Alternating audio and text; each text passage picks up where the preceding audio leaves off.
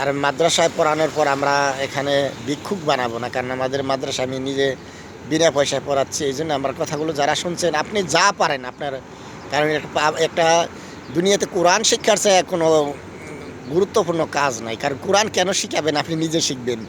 কারণ নবী করিম সাল্লাল্লাহু আলাইহি সাল্লাম বলেছে যে কোরআন যারা না পারবে, যে মুসলমান দাবি করতে পারবে না, কারণ কোরআন জানে না এমন মুসলমান আসলে দুনিয়া কিয়ামতের মাঠে আমি তাদের নামে মামলা দেবে নবী করিম সাল্লাল্লাহু আলাইহি সাল্লাম। আর নবী করিম সাল্লাল্লাহু আলাইহি সাল্লাম যার নামে মামলা দেবে তাকে কোনো আমলনামার হিসাবই আল্লাহ তাআলা নিবে না। তাহলে আমলনামার হিসাব না নিলে তো সে তো জাহান্নামী।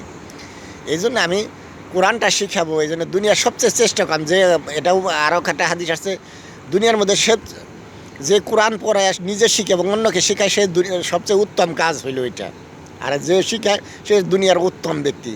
তাহলে দুনিয়ার উত্তম জিনিস, দুনিয়াতে সবচেয়ে দামি জিনিস কিনবেন বিনা পয়সায়, তাহলে এটা আমাকে কিছু পয়সা ব্যয় করবেন। এই জন্যেই আমি বেতন দেওয়াও জানি কিছু টাকা থাকে, এই টাকাটা আমি কী করবো, আমি একটা প্রতিষ্ঠান, আমি নিজের ইনকামের একটা 80% আমি মানব কল্যাণে ব্যয় করবো। এবং মানব কল্যাণ কার জন্য ব্যয় করবো? যাকে আমি এই টাকাটা ব্যবহার করা শিখাবো তাকেই তো দেবো। যাকে গাড়ি চালাইতে দেবেন কাকে? যে গাড়ি চালান জানে।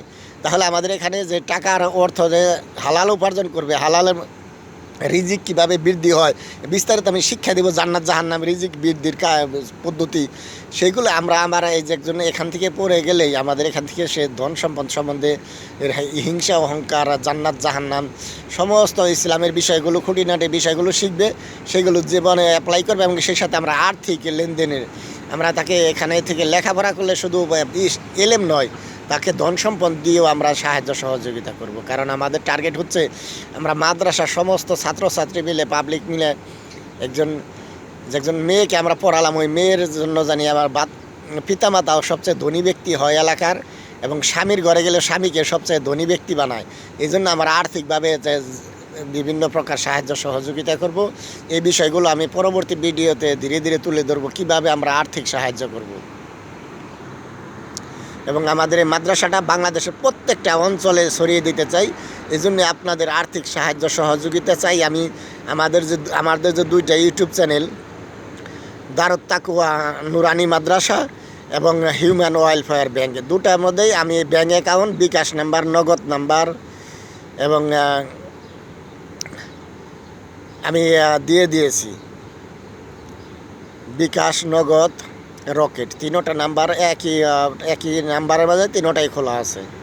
এই জন্য আর্থিক সাহায্য করতে চাইলে অ্যাকাউন্ট নাম্বারে করতে পারেন, বিকাশ নাম্বার, নগদ, রকেট, এই তিনোটা করা আছে এই মোবাইল নাম্বারটায়।